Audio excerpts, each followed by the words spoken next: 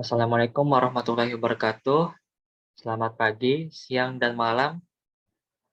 Kami dari kelompok 2 Teknik Sipil 2020 di sini akan mempresentasikan hasil kerja kelompok kami mata kuliah hidraulika yang berjudul aliran melalui lubang dan peluap. Di sini saya akan memberitahu anggota kelompok untuk saya, yaitu kelompok 2. Yang pertama adalah saya sendiri, Aditya Yuda Pratama, kedua Teddy Karuniawan, yang ketiga Ferdi Ikhwan Fasri, yang keempat Akmal Firanda, kelima Muhammad Faras Muslim, dan yang keenam Nurmila. Nah, di sini ada pokok-pokok bahasan yang akan kita jelaskan pada presentasi kali ini. Yang pertama adalah pendahuluan, yang kedua koefisien aliran, yang ketiga aliran melalui lubang, waktu pengosongan tangki, aliran dari satu tangki ke tangki yang lain, dan yang terakhir peluap. Yang pertama itu adalah pendahuluan dulu. Langsung saja, yaitu kita akan menjelaskan tentang lubang. Lubang itu adalah bukaan pada dinding atau dasar tangki di mana zat cair mengalir melaluinya. Lubang ini digunakan untuk mengukur debit aliran. Nah, baru menurut ukuran itu lubang dibedakan menjadi dua, yaitu lubang kecil dan lubang besar. Yang pada di gambar A ini adalah contoh dari lubang kecil. Lalu lanjut ke lubang besar. Apabila sisi dari atas lubang tersebut berada di atas lubang permukaan air dalam tangki, maka bukaan tersebut dikenal dengan peluap. Jadi contohnya seperti gambar di samping gambar B. Nah, peluap ini berfungsi sebagai alat ukur debit aliran. Peluap dengan ukuran besar itu disebut bendung yang berfungsi sebagai pengukur debit dan juga untuk menaikkan elevasi muka air. Nah, peluap itu terbuat dari plat, sedangkan bendung itu terbuat dari beton. Lalu kita lanjut ke kedalaman zat cair. Kedalaman zat cair itu di sebelah hulu diukur dari sumbu lubang yang disebut dengan tinggi energi atau head, atau dalam simbolnya itu H. Pada aliran melalui lubang atau peluap, tinggi energi itu bisa konstan atau berubah karena adanya aliran keluar. Nah, tinggi energi konstan itu disebut aliran mantap atau steady, sedangkan untuk tinggi energi yang berubah-ubah disebut aliran tak mantap atau unsteady. Lalu yang kedua ini, pokok kedua adalah koefisien aliran. Nah, ini kita lihat aliran melalui lubang seperti gambar di samping ya.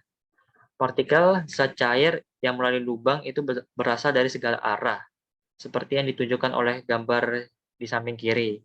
Karena zat cair mempunyai kekentalan, maka beberapa partikel yang mempunyai lintasan membelok akan mengalami kehilangan tenaga. Setelah melewati lubang pancaran air yang mengalami kontraksi, ditunjukkan oleh penguncupan aliran. Kontraksi maksimum terjadi pada suatu tampang sedikit di sebelah hilir lubang, di mana pancaran kurang lebih horizontal. Tampang dengan kontraksi maksimum tersebut dikenal dengan vena contracta. Lalu lanjut, ini ada 3 macam koefisien. Yang pertama itu adalah koefisien kontraksi, yang kedua itu koefisien kecepatan, yang ketiga koefisien debit. Yang pertama saya akan menjelaskan koefisien kontraksi atau simbol itu CC. Nah, itu adalah perbandingan antara luas tampang aliran pada vena contracta atau simbolnya itu AC dan luas lubang, simbol A, yang sama dengan tampang aliran zat cair ideal.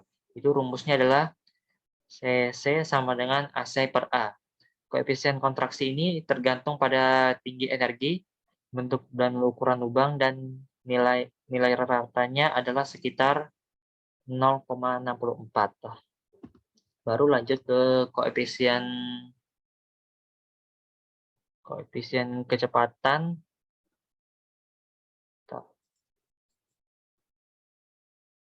Nah, koefisien kecepatan atau CP itu adalah perbandingan antara kecepatan nyata aliran pada vena contracta atau simbolkan dengan Vc dan kecepatan teoritis V yang dikenal dengan koefisien kecepatan. Rumusnya Cv itu adalah kecepatan nyata pada vena contracta dibagi kecepatan teoritis, atau simbolnya itu Cv sama dengan Vc per V. Nilai koefisien kecepatan ini bergantung pada bentuk dari sisi lubang dan tinggi energi. Nilai ratanya adalah sekitar 0,97. Dan yang ketiga adalah terakhir adalah koefisien debit atau CD. Koefisien debit itu adalah perbandingan antara debit nyata dan debit teoritis. Ini bisa dirumuskan sebagai CD sama dengan debit nyata per debit teoritis, atau sama dengan kecepatan nyata dikali luas nyata tampang aliran per kecepatan teoritis dikali luas lubang, atau disimbolkan dengan Vc per V dikali AC per A, atau bisa juga digunakan dengan koefisien sebelumnya, itu CD sama dengan CV dikali CC. Nah, nilai koefisien debit tergantung pada CC dan CV, yang nilai ratanya adalah 0,62. Baru akan dilanjutkan oleh teman saya selanjutnya. Assalamualaikum warahmatullahi wabarakatuh. Perkenalkan, nama saya Nurmila. Di sini saya akan melanjutkan pembahasan dari teman saya, Aditya Yuda Pratama, yang di materi sebelumnya menjelaskan mengenai koefisien aliran. Di sini saya akan menjelaskan mengenai aliran melalui lubang. Jadi, adapun materi di dalam aliran melalui lubang ini ada 3. Ada lubang kecil, lubang terendam, dan lubang besar. Yang pertama adalah lubang kecil. Pernah dengar nggak fenomena tangki bocor atau tangki yang memiliki lubang? Jadi, gambar di samping, ini ada sebuah gambar tangki yang terisi oleh air, di mana di salah satu sisinya itu ada lubang kecil yang kita simbolkan dengan titik C. Adapun permukaan air, itu kita simbolkan dengan titik 1, di mana perbedaan elevasi antara titik 1 dengan titik C itu adalah H. Ternyata fenomena tangki bocor atau tangki yang memiliki lubang ini merupakan salah satu dari penerapan Bernoulli. Sehingga aliran air yang keluar dari lubang tangki itu kita dapat hitung kecepatan alirannya, kita dapat hitung jarak pancaran air ke tangki, dan juga berapa tinggi jatuhnya air dari lubang ke dasar tanah. Dengan menggunakan persamaan Bernoulli, maka didapat persamaannya yaitu Z1 ditambah H1 ditambah P1 kuadrat sama per 2G, itu sama dengan ZC ditambah HC ditambah VC kuadrat per 2G. Kalau kita mereview dari pelajaran-pelajaran sebelumnya, kita tahu bahwa tekanan atau P itu sama dengan gamma dikali H. Adapun H itu sama dengan tekanan dibagi gamma, sehingga persamaannya menjadi Z1 ditambah P1 per gamma ditambah V1 kuadrat per 2G itu sama dengan ZC ditambah PC per gamma ditambah VC kuadrat per 2G. Karena kecepatan di titik 1 adalah 0, dan tekanan di titik 1 dan C adalah tekanan atmosfer, maka persamaannya menjadi Z1 sama dengan ZC ditambah VC kuadrat per 2G. Dinyatakan bahwa kecepatan di titik 1 adalah 0. Otomatis persamaan yang ini akan menjadi 0. Tekanan di titik 1 dan di titik C adalah tekanan atmosfer. Ini akan saling menghabiskan dengan yang ini karena dia sama. Jadi kita langsung nolkan saja. Sehingga persamaannya menjadi Z1 sama dengan ZC ditambah VC kuadrat per 2G. Karena yang kita ingin cari adalah berapa kecepatan aliran air yang keluar dari lubang tangki, maka persamaannya menjadi seperti ini. VC kuadrat sama dengan 2G dikali Z1 dikurang ZC. Ini itu VC kuadrat ke ruas kiri, kemudian Z1 dikali 2G, ZC dikali 2G. Karena sama-sama memiliki 2G, maka 2G kita keluarkan, terletak di luar kurung. Kemudian Z1 dikurangi ZC. Di slide sebelumnya saya jelaskan bahwa perbedaan elevasi antara titik 1 dengan titik C itu adalah H. Maka Z1 dikurang ZC ini kita ganti menjadi H, sehingga persamaannya menjadi VC kuadrat sama dengan 2GH. Yang ingin kita cari itu kecepatan aliran atau hanya VC. Sehingga karena di sini masih VC kuadrat, jadi untuk persamaan VC-nya tinggal kita akar kuadrat dari 2GH. Rumus ini digunakan untuk menghitung kecepatan aliran teoritis pada zat cair ideal, di mana VC itu adalah kecepatan aliran, G adalah percepatan gravitasi, digunakan 9,8 meter per sekon kuadrat, dan H adalah ketinggian. Lalu bagaimana dengan zat cair real? Jika rumus tadi yang VC sama dengan akar kuadrat dari 2GH itu digunakan untuk menghitung kecepatan aliran teoritis, bagaimana dengan zat cair real? Karena dalam zat cair real, kekentalan perlu diperhitungkan, maka perlu dimasukkan koefisien kecepatan ke dalam rumusnya. Nah, di slide sebelumnya itu, untuk menghitung kecepatan aliran pada zat cair ideal. Karena pada zat cair ideal itu kekentalan sama dengan 0, sehingga kita tidak perlu memperhitungkan koefisien kecepatan di dalam rumusnya. Berbeda halnya dengan zat cair real. Kalau pada zat cair real, itu kekentalan tidak sama dengan 0, artinya kekentalannya itu perlu kita perhitungkan, sehingga koefisien kecepatan itu digunakan di dalam rumus. Jadi untuk menghitung kecepatan aliran pada zat cair real, rumusnya menjadi VC sama dengan koefisien kecepatan dikali dengan akar kuadrat dari 2GH. Rumus ini digunakan untuk menghitung kecepatan aliran nyata. Kemudian, materi yang kedua adalah debit. Debit aliran atau kita biasa simbolkan dengan Q itu sama dengan AC dikali VC dengan memperhitungkan koefisien kontraksi. Di materi sebelumnya, di koefisien aliran, itu kita sudah mendapatkan rumus. Koefisien kontraksi itu sama dengan AC per A. AC itu adalah luas tampang aliran dibagi sama A. A itu adalah luas lubang. Sehingga kalau kita mau cari AC-nya atau luas tampang alirannya, berarti koefisien kontraksi dikali sama luas tampang lubang. Untuk koefisien debit sendiri, persamaannya itu koefisien kontraksi dikali dengan koefisien kecepatan. Karena luas tampang aliran itu sama dengan koefisien kontraksi dikali luas tampang lubang, sehingga AC ini dapat kita ganti menjadi CC dikali A. Dan VC bisa kita ganti dengan rumus yang ini. VC CV akar kuadrat dari 2GH. Sehingga rumusnya menjadi Q CC dikali A dikali CV dikali akar kuadrat dari 2GH. Dapat dilihat lagi bahwa koefisien kontraksi dikalikan dengan koefisien kecepatan itu sama dengan koefisien debit. Karena yang kita mau cari adalah debit, maka CC dikali CV itu kita ganti menjadi CD atau koefisien debit. Sehingga rumusnya menjadi Q sama dengan koefisien debit dikali luas tampang lubang dikali dengan akar kuadrat dari 2GH. Rumus ini untuk menghitung debit nyata, di mana AC sama dengan luas tampang aliran di vena kontrakta, A itu luas tampang lubang, CC koefisien kontraksi, dan CD adalah koefisien debit. Kemudian untuk lebih mempertajam pengetahuan mengenai lubang kecil atau aliran melalui lubang, ini ada contoh soal, di mana soalnya berbunyi, air mengalir melalui lubang dengan diameter 5 cm dan tinggi energi 10 meter.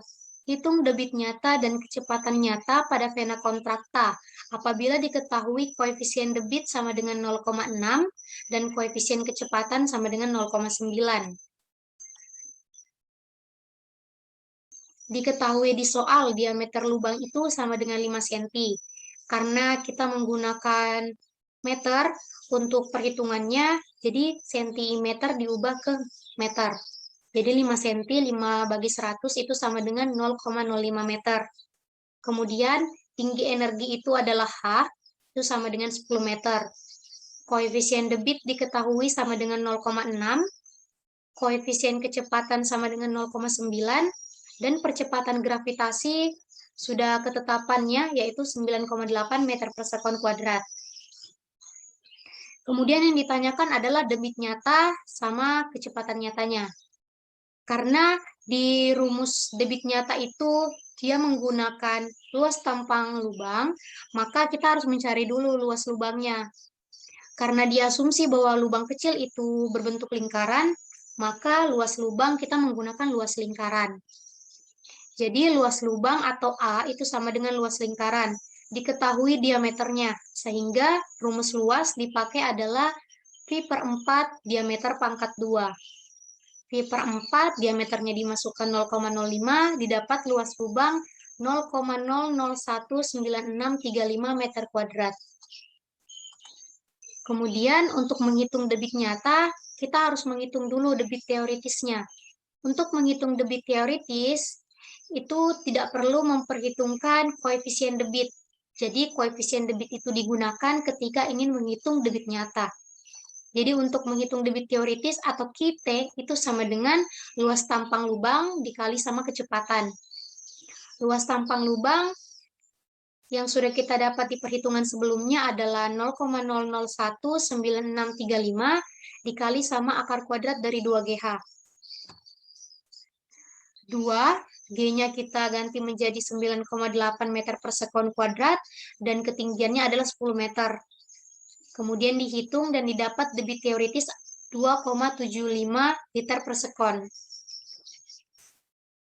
Kemudian untuk menghitung debit nyata, kita tinggal kalikan koefisien debit dengan debit teoritis. Jadi CD dikali sama QT. CD diketahui di soal 0,6 dan QT 2,75. Didapat debit nyatanya 16,5 liter per sekon. Kemudian untuk menghitung kecepatan nyata. Sama halnya ketika kita ingin menghitung debit nyata, pada kecepatan nyata juga kita harus menghitung kecepatan teoritis terlebih dahulu. Kecepatan teoritis seperti yang sudah dijelaskan di slide sebelumnya bahwa kecepatan teoritis itu akar kuadrat dari 2GH. Kita tidak perlu memperhitungkan koefisien kecepatannya. Tinggal dimasukkan 2 dikali G-nya 9,8, hanya 10 meter, dapat 14 meter per sekon. Kemudian untuk kecepatan nyatanya, tinggal kita kalikan koefisien kecepatan dengan kecepatan teoritis.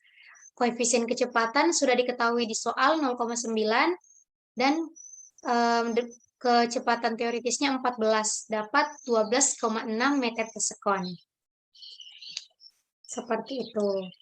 Kemudian ada contoh soal 2.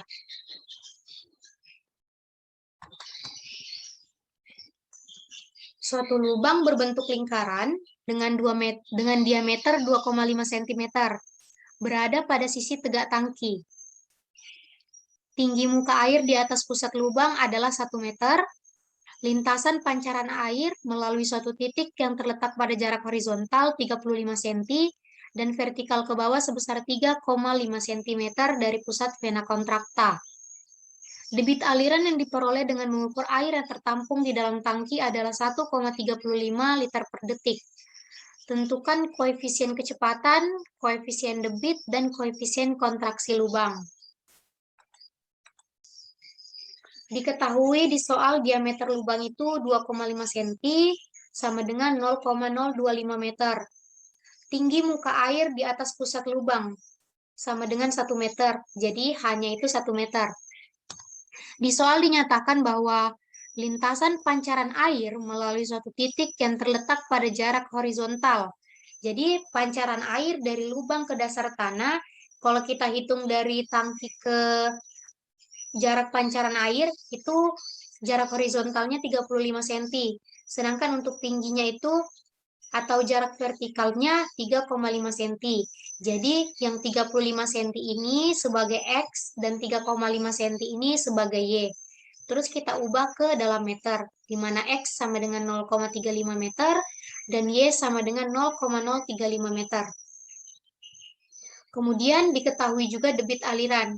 yaitu 1,35 liter per sekon. Supaya memudahkan perhitungan, liter ini kita jadikan dengan meter. Dibagi 1000. Jadi 0,00135 meter kubik per sekon. Yang ditanyakan adalah koefisien kecepatan, koefisien debit, dan koefisien kontraksi lubang. Garis horizontal yang melalui pusat lubang dianggap sebagai garis referensi. Apabila kecepatan pada vena kontrakta adalah V, maka X sama dengan V kali T. Nah, X-nya tadi itu kan jarak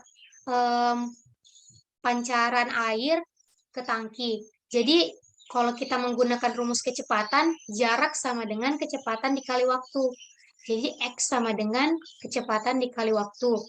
Begitu juga kalau kita menggunakan rumus parabola. Biasanya kalau rumus parabola, kalau kita mencari jarak atau ketinggiannya itu sama dengan setengah dikali gravitasi dikali waktu pangkat 2. Jadi karena persamaan X dan persamaan Y itu sama-sama memiliki T atau memiliki waktu, karena di sini waktunya juga tidak diperhitungkan, sehingga kita eliminasi T-nya untuk memudahkan perhitungan. Jadi, dengan mengeliminasi T dari kedua persamaan, didapatlah persamaan Y sama dengan setengah G dikali X kuadrat per V kuadrat. Kemudian, untuk dapat menghitung kecepatan alirannya, jadi V kuadrat sama dengan Gx kuadrat per 2Y. Atau V sama dengan akar kuadrat dari Gx kuadrat per 2Y. Ini kita misalkan dengan persamaan 1. Kemudian menghitung koefisien kecepatan. Koefisien kecepatan itu sama dengan kecepatan dibagi akar kuadrat dari 2GH. Karena kalau kita mau cari kecepatan kan, koefisien kecepatan dikali sama akar kuadrat 2GH. Nah, kita ingin mencari koefisien kecepatannya. Jadi, sisa kecepatan dibagi akar kuadrat dari 2GH. Kita misalkan dengan persamaan 2. Kemudian substitusi. F sama dengan akar kuadrat dari akar kuadrat Gx kuadrat per 2Y. Kita substitusi masuk ke dalam persamaan ini, ganti V yang ini. Sehingga persamaannya menjadi akar kuadrat dari Gx kuadrat per 2Y itu sama dengan akar kuadrat dari 2GH. Ini G-nya habis, kemudian 2 kali 2 sama dengan 4, sisa X kuadrat, Y dikali H. Jadi akar kuadrat dari X kuadrat per 4 kali Y kali H. Sisa kita masukkan nilai-nilai yang sudah diketahui di soal. Jadi X-nya tadi diketahui 0,35 meter. Masukkan 0,35 pangkat 2.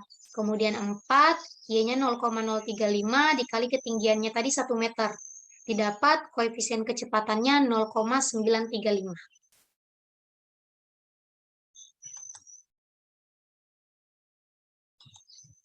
Kemudian menghitung koefisien debit.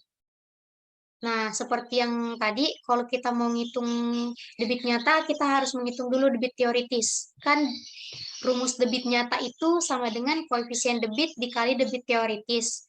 Debit nyatanya sudah diketahui, yang belum diketahui debit teoritis dan koefisien debit. Jadi kita harus menghitung dulu koefisien debit teoritis untuk menghitung untuk sampai ke koefisien debitnya.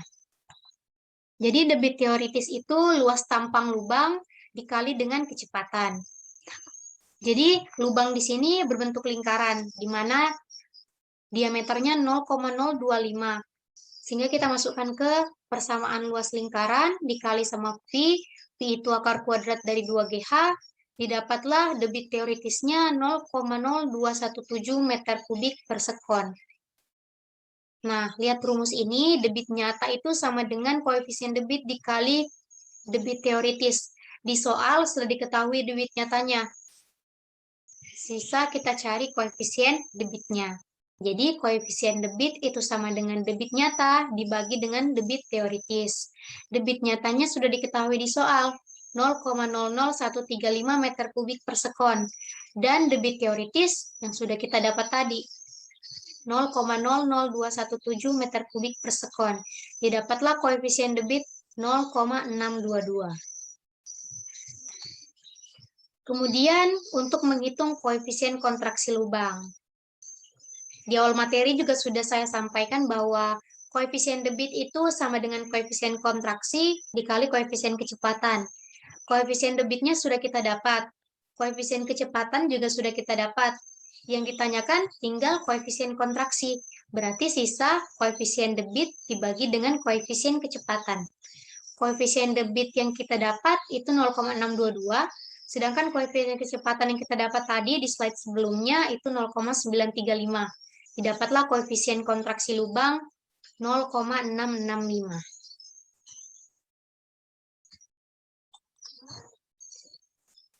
Oke, baik, kita langsung ke materi selanjutnya, yaitu lubang terendam.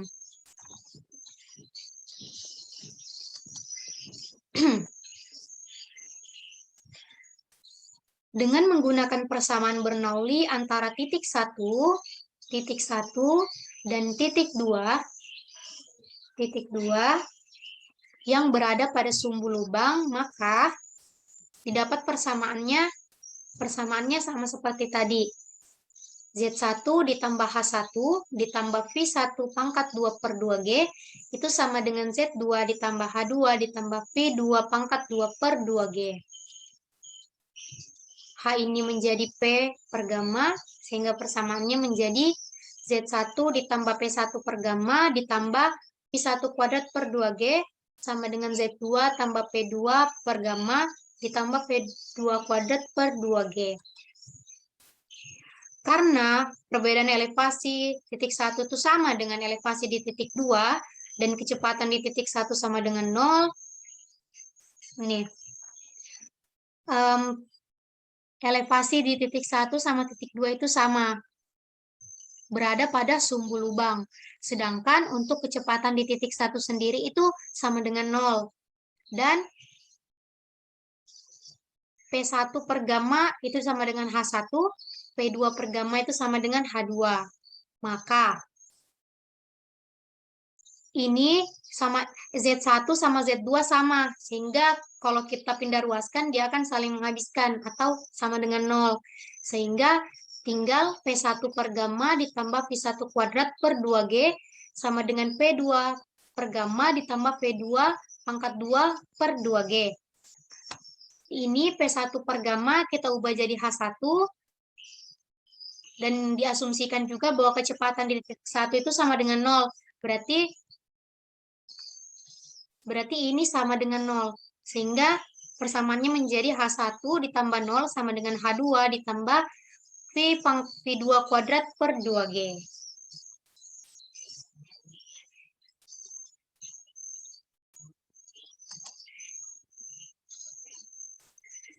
Dari gambar ini juga didapat bahwa H1 dikurangi H2 itu sama dengan H.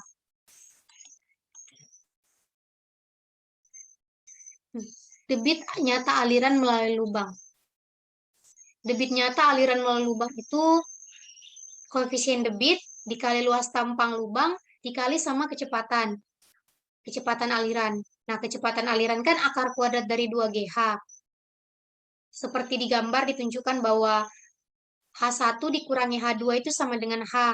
Jadi koefisien untuk debit nyata alirannya ini yang sama juga dengan di materi lubang kecil, yaitu koefisien debit dikali sama luas tampang lubang dikali sama akar kuadrat dari 2GH.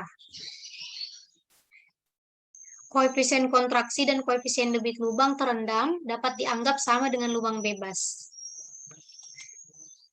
di mana A itu luas tampang lubang, CD koefisien debit, dan H selisih elevasi muka air di hulu dan hilir lubang. Kemudian materi selanjutnya adalah lubang besar.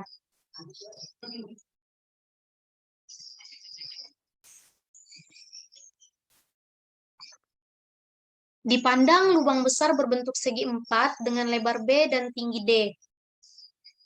Ini lubang di mana di lubangnya ini dipandang berbentuk segi 4. Kalau tadi di lubang kecil kita asumsikan lubangnya berbentuk lingkaran, di lubang besar itu dipandang lubangnya berbentuk segi 4. Di mana dengan lubangnya itu memiliki lebar B, jadi ini lubang yang sudah diperbesar gambarnya. Jadi ini lebarnya B dan tingginya itu D, yang melewatkan debit aliran secara bebas ke udara luar. Tekanan atmosfer. Elevasi permukaan zat cair di dalam kolam adalah konstan sebesar H dari sumbu lubang.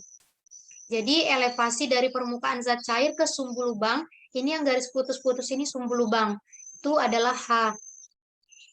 Distribusi kecepatan pada vena kontrakta atau CC itu sebanding dengan akar dari kedalaman pada setiap titik.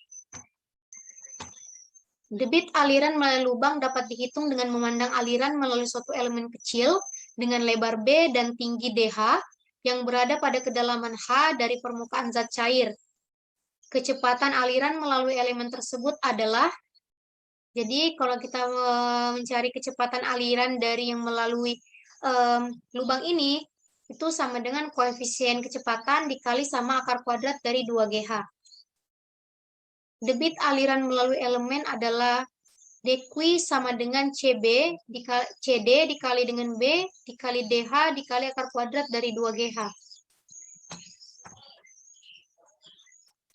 Untuk mendapatkan debit aliran melalui lubang, maka persamaan di atas harus diintegrasikan. Sehingga Q sama dengan CD dikali B dikali akar kuadrat dari 2G, integral H1 sampai H2, H pangkat V kuadrat. Itu DH sama dengan 2/3 dikali koefisien debit, dikali sama lebar lubang, dikali akar kuadrat dari 2G, H kuadrat pangkat 3 untuk integral dari H1 sampai H2. Sehingga Q sama dengan 2/3 koefisien debit dikali B dikali akar kuadrat dari 2G, H2 pangkat 3/2 dikurang H1 pangkat 3/2. Apabila zat cair mempunyai kecepatan datang V0, maka persamaan di atas menjadi Q sama dengan 2/3 koefisien debit dikali B dikali akar kuadrat dari 2G dikali H2 ditambah V0 kuadrat per 2G pangkat 3/2 dikurang H1 ditambah V0 kuadrat per 2G pangkat 3/2. Apabila elevasi muka air hilir berada di atas sisi atas lubang, maka aliran disebut melalui lubang terendam. Pada kondisi ini, penurunan rumus debit aliran dilakukan seperti pada lubang kecil yang terendam. Rumus debit aliran melalui lubang besar yang terendam adalah Q sama dengan 2/3 CD dikali B dikali H2 dikurangi H1 dikali akar kuadrat dari 2GH.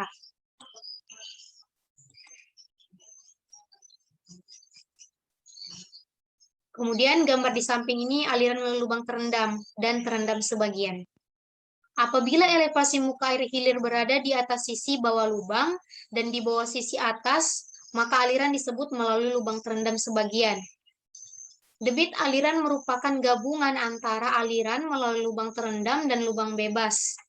Rumus debit aliran melalui lubang besar yang terendam sebagian adalah Q1 sama dengan Q1 bebas dikurangi sama Q2 terendam.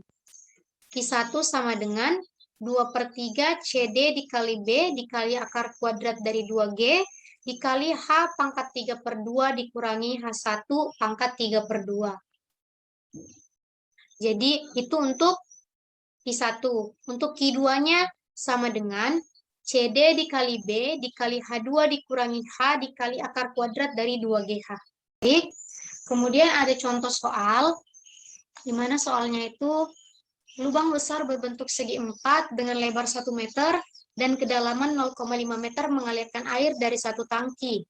Jadi lubangnya itu berbentuk segi 4, di mana lebar lubangnya 1 meter, kemudian tinggi lubangnya itu 0,5 meter. Apabila elevasi muka air di dalam tangki itu 5 meter di atas sisi lubang, hitung debit aliran. Jika diketahui koefisien debitnya 0,6. Nah, diketahui elevasi muka air di dalam tangki itu 5 meter, berarti H1-nya itu 5 meter. Kemudian untuk H2, itu H1 ditambah dengan tinggi lubang, dapat H2-nya 5,5 meter. Koefisien debit 0,6, dan lebar lubang atau B itu sama dengan 1 meter. Karena lubangnya itu lubang bebas, maka rumus yang kita gunakan adalah Q sama dengan 2/3 dikali koefisien debit dikali lebar lubang, dikali akar kuadrat dari 2G, dikali H2 pangkat 3/2, dikurang H1 pangkat 3/2. Dimasukkan koefisien debit 0,6, lebar lubang 1 meter, akar kuadrat dari 2G, 2G-nya itu 9,8, kemudian H2-nya 5,5 meter pangkat 3/2, dikurang 5,0 pangkat 3/2. Oh, mohon maaf, di sini ada tutup kurung. Kemudian didapat debit alirannya 3,044 meter kubik per sekon. Kemudian contoh soal yang keempat. Lubang besar berbentuk segi 4 dengan lebar 1 meter dan tinggi 0,5 meter. Jadi ini lubang, lebarnya itu 1 meter, nah tingginya itu 0,5 meter. Elevasi muka air di sebelah hulu lubang adalah 3 meter. Jadi ini sebelah hulu, ini sebelah hilir. Jadi di sebelah hulu lubang itu, di atas sisi atas lubang, ini kan lubang. Nah di atas sisi atas lubang itu elevasinya kita simbolkan dengan H1, itu sama dengan 3 meter. Aliran adalah terendam. Jadi lubang ini lubang terendam. Berbeda dengan contoh sebelumnya, kalau di contoh sebelumnya itu lubangnya bebas. Elevasi muka air di sebelah hilir 2 meter. Jadi elevasi muka air di sebelah hilir, sebelah ini itu 2 meter. Di atas sisi atas lubang, berarti di atas sisi atas lubang. Di mana koefisien debit diketahui 0,62 dan hitung debit alirannya. Jadi diketahui, dapat dilihat pada gambar, H1-nya 3 meter. Kemudian H2-nya itu 3 ditambah 0,5. Jadi ini H2. H1 ditambah sama tingginya lubang. Berarti 3,5 meter. Kemudian H adalah, ini H ini berarti H1 dikurangi sama 2, dapat H. Ataupun H1 itu kan H ditambah 2. Berarti kalau mau cari H, H1 dikurangi 2, dapatlah 1 meter. Koefisien debit 0,62 dan lebar lubang 1 meter. Kemudian karena di soal diketahui aliran adalah terendam, lubangnya terendam, maka rumus yang digunakan berbeda sama contoh soal sebelumnya. Karena di contoh soal sebelumnya kan lubangnya itu bebas. Dan untuk lubang terendam, rumusnya adalah Q sama dengan koefisien debit dikali lebar lubang, dikali H2 kurang H1 dikali akar kuadrat dari 2GH. Dimasukkan koefisien debit 0,62, lebar lubang 1 meter, H2 3,5 dikurang H1 3, dikali akar kuadrat dari 2 dikali 9,8 dikali 1 meter, didapatlah debit alirannya 1,373 meter kubik per sekon.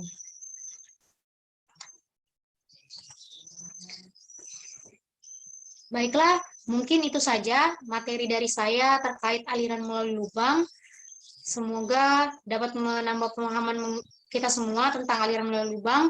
Di dalam materi itu juga sudah saya jelaskan mengenai lubang kecil, lubang terendam, lubang besar, beserta contoh soal dan penyelesaiannya.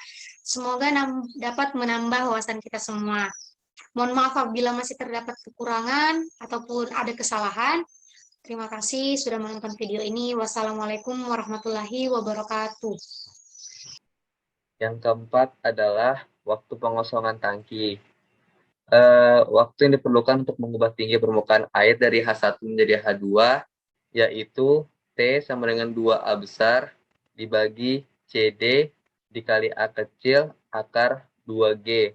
Kemudian dikali lagi dengan H1 pangkat setengah dikurangi H2 pangkat setengah, di mana T adalah waktu yang kita cari, kemudian A besar adalah luas penampangnya, habis itu CD adalah koefisien debit, A kecil adalah luas lubangnya, dan G adalah percepatan gravitasi. Kemudian H1 adalah kedalamannya, kedalaman awal, dan kemudian H2 adalah kedalaman akhir. Kemudian untuk rumus waktu pengosongan tangki, seperti yang tercantum di sini, yaitu T sama dengan 2 dikali AH 1 pangkat setengah dibagi dengan CD kali A akar 2G. Ya, berikut adalah ilustrasinya.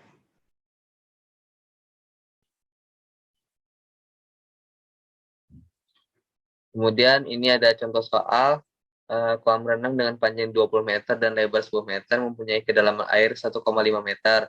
Pengosongan kolam dilakukan dengan membuat lubang seluas 0,25 meter kuadrat yang terletak di dasar kolam. Koefisien debit sama dengan 0,62. Kemudian yang ditanya, hitung waktu yang diperlukan untuk mengosongkan kolam. Penyelesaiannya seperti berikut. Yang pertama diketahui luas kolam renang atau A besar sama dengan 20 kali 10. Itu hasilnya sama 200 meter kuadrat. Kemudian luas lubang atau A kecil sama dengan 0,25 meter kuadrat. Kemudian kedalaman air awal atau H1 sama dengan 1,5 meter. Habis itu yang dicari waktu yang diperlukan untuk mengosongkan kolam dihitung dengan persamaan, yaitu T sama dengan 2 kali AH1 pangkat setengah dibagi CD dikali A akar 2G sama dengan 2 dikali 200. 200 ini adalah A besar, dikali 1,5 itu H1, dipangkatkan setengah per 0,62, itu koefisien debitnya, dikali 0,25 itu A kecilnya, kemudian dikali akar 2 kali 9,81. Didapatkan hasil sama dengan 713,6 detik atau 11 menit 53,6 detik. Sebelumnya, Assalamualaikum warahmatullahi wabarakatuh. Perkenalkan, nama saya Ferdi Iwan Fazri, dan saya di sini akan melanjutkan materi yang sebelumnya dipaparkan oleh teman saya. Kemudian kita masuk ke dalam aliran dari satu tangki ke tangki yang lain. Apabila dua buah tangki yang berisi zat cair dihubungkan oleh sebuah lubang, maka zat cair akan mengalir dari tangki dengan permukaan zat cair yang lebih tinggi menuju ke tangki dengan permukaan zat cair yang lebih rendah. Dengan demikian, permukaan zat cair di dalam satu tangki akan turun, sedangkan tangki yang lain akan naik. Kita lihat di sini, apabila di sini terdapat A1 dan di sini terdapat A2, dan apabila di sini ada sebuah lubang, maka kemudian yang dicari adalah waktu yang diperlukan oleh perbedaan permukaan zat cair kedua tangki tersebut dari H1 menjadi H2. Maka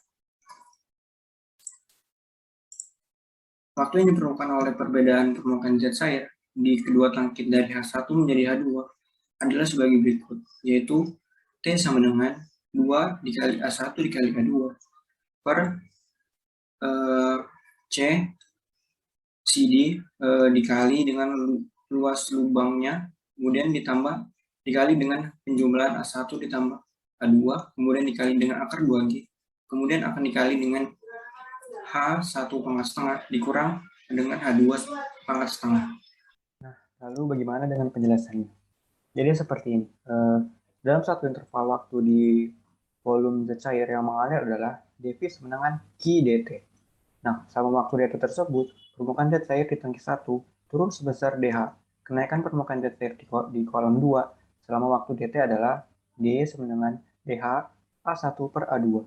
Perubahan selisih permukaan zat cair kedua di tangki adalah dH sama dengan dH plus A1 per A2. dH sama dengan dH dikali A1 ditambah A2 dibagi A2, atau dH sama dengan A2 per A1 plus A2 dikali dH. Pengurangan volume air di kolom 1 dalam waktu dt adalah dV sama dengan min A1 dH, atau juga bisa sebagai dV sama dengan min A1 dikali A2 per A1 ditambah A2 dikali dH. Dengan menyamakan persamaan 914 dan 915 akan diperoleh CD A akar 2GH dt sama dengan min A1 dikali A2 per A1 plus A2 dH dikali dH. Atau bisa juga menjadi dt sama dengan min A1 dikali A2 per CD A dikali penjumlahan A1 tambah A2 kemudian dikali 2G lalu dikali H min setengah H pangkat min setengah dH. Selanjutnya akan diintegralkan ya. Jadi seperti ini atau hasilnya juga jadi seperti ini.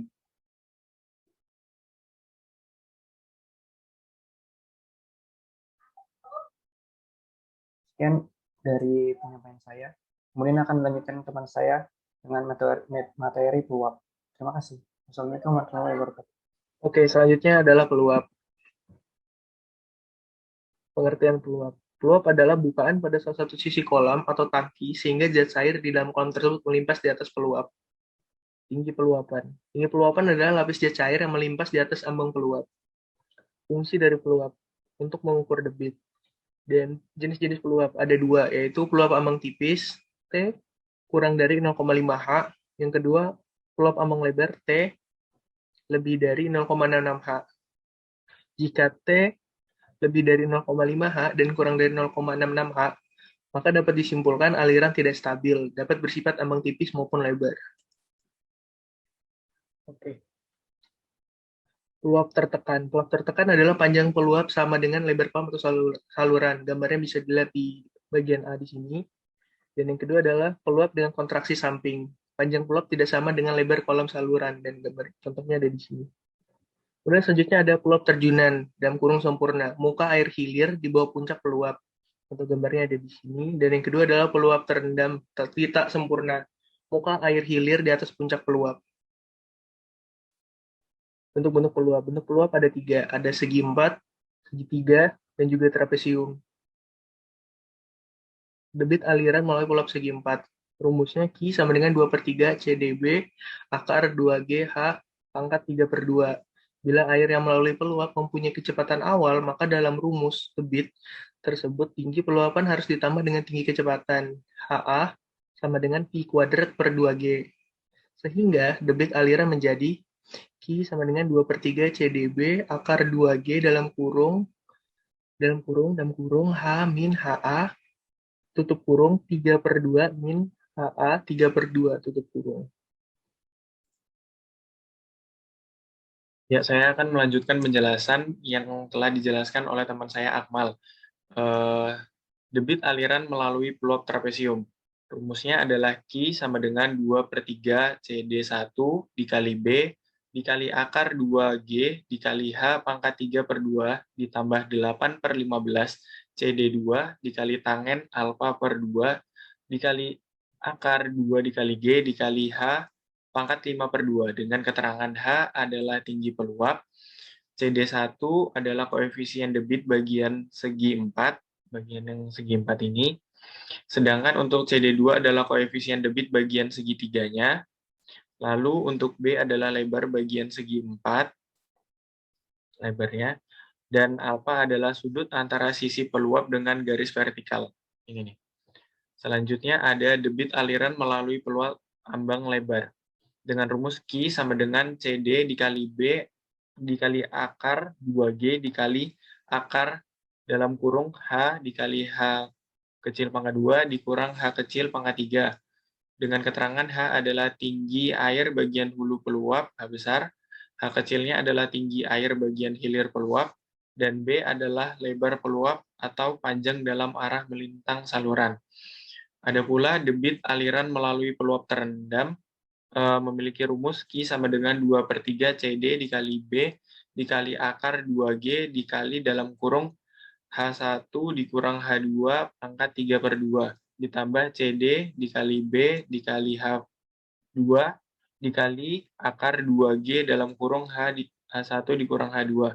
Dengan keterangan H1 tinggi air bagian hulu peluap, H2 adalah tinggi air bagian hilir peluap, dan B adalah lebar peluap atau panjang dalam arah melintang saluran. Selanjutnya di sini ada terdapat contoh soal. Yang pertama ada contoh soal debit melalui peluap segi 4.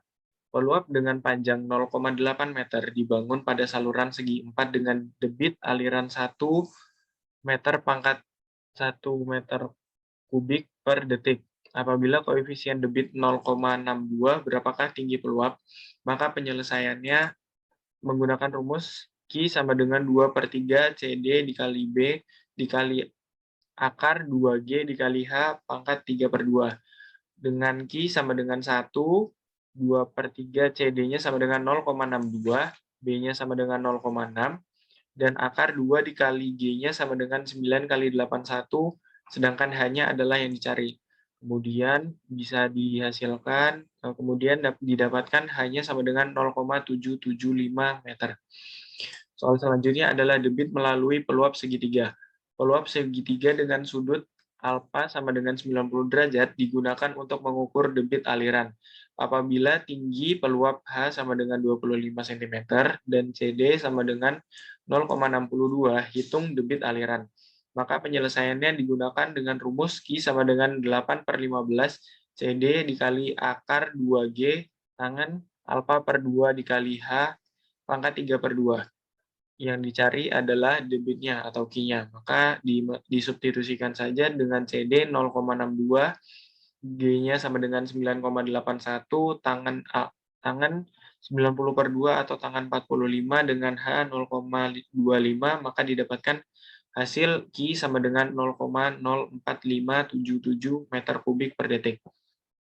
Baik, sekian presentasi dari kelompok 2 hidraulika kami. Kurang lebihnya mohon maaf apabila terdapat kesalahan tindakan maupun ucapan.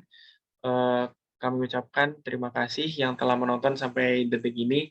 Wassalamualaikum warahmatullahi wabarakatuh.